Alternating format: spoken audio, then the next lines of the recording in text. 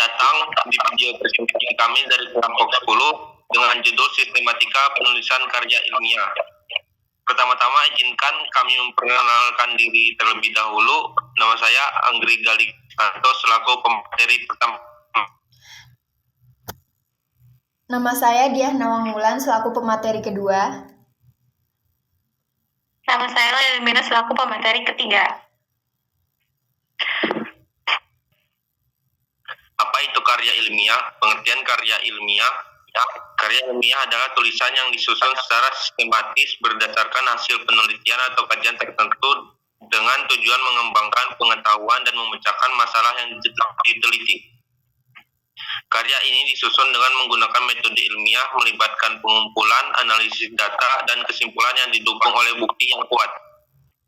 Kenapa menulis karya ilmiah tidak boleh sembarangan? Karena ada beberapa alasan terkait dengan penulisan karya ilmiah yang tidak boleh sembarangan, seperti mempertimbangkan kualitas dan validitas, keakuratan dan kebenaran informasi, keteraturan dan struktur yang sistematis, penghargaan terhadap karya orang lain, etika ilmiah, objektivitas, konsistensi dalam penggunaan bahasa dan terminologi.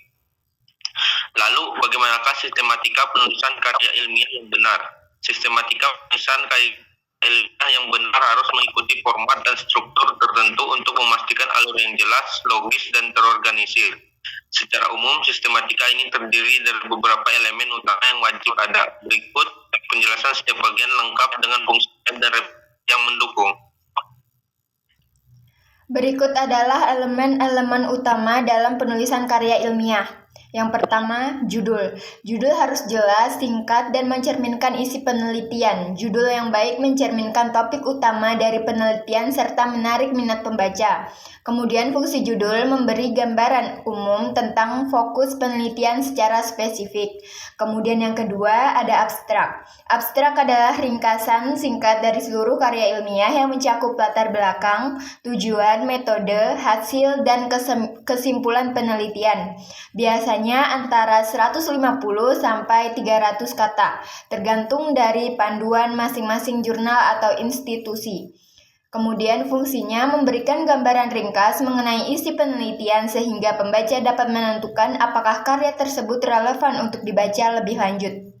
Yang ketiga ada pendahuluan. Bagian ini menjelaskan latar belakang masalah, tujuan penelitian, rumusan masalah, serta ruang lingkup penelitian. Di sini juga diuraikan relevansi dan urgensi penelitian. Kemudian fungsinya menguraikan konteks masalah yang diangkat serta memberikan alasan mengapa penelitian ini penting dilakukan. Kemudian yang keempat ada tinjauan pustaka atau kajian teori. Mengulas teori-teori atau penelitian-penelitian sebelumnya yang relevan dengan topik yang diteliti. Biasanya juga mencakup definisi, operasional, dan istilah-istilah penting yang digunakan dalam penelitian.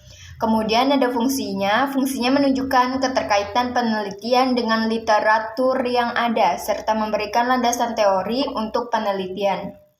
Kemudian yang kelima, metodologi penelitian. Bagian ini menjelaskan secara rinci metode yang digunakan dalam penelitian termasuk jenis penelitian, populasi, dan sampel, teknik pengumpulan data, serta analisis data. Kemudian fungsinya memberikan panduan yang jelas tentang bagaimana penelitian dilakukan sehingga penelitian lain dapat mereplikasi dan memverifikasi hasil penelitian.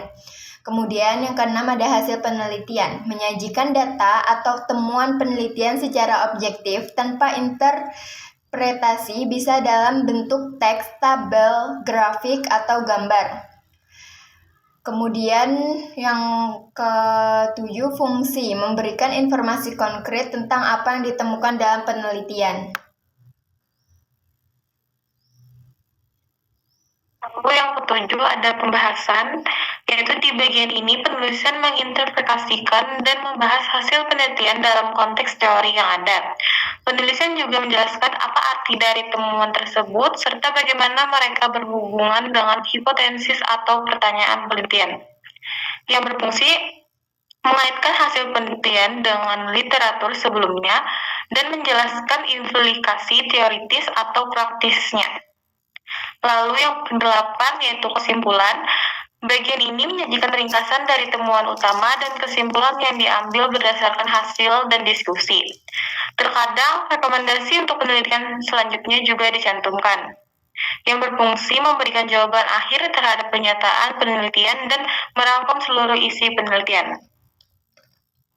Lalu yang ke-9 ada daftar pustaka, yaitu berisi semua sumber yang dirujuk dalam karya ilmiah. Penulisan daftar pustaka harus mengikuti format citasi yang diakui seperti APA, MLA, dan Chicago, dan lain-lain, yang berfungsi menghargai karya ilmuwan lain yang dijadikan acuan serta memudahkan pembaca untuk menelusuri sumber lebih lanjut.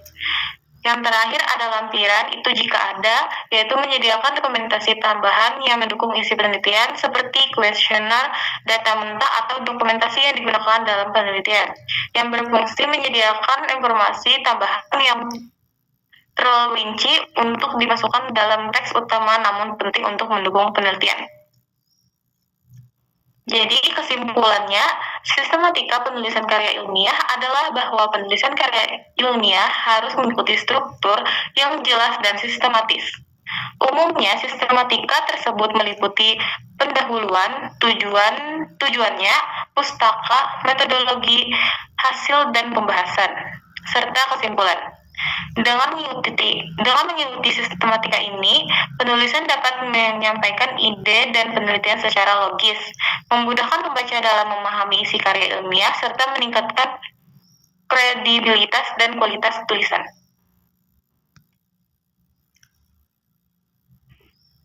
Demikianlah presentasi dari kami kelompok 10. Jika ada salah kata atau informasi yang kurang tepat, kami mohon maaf. Sekian, terima kasih.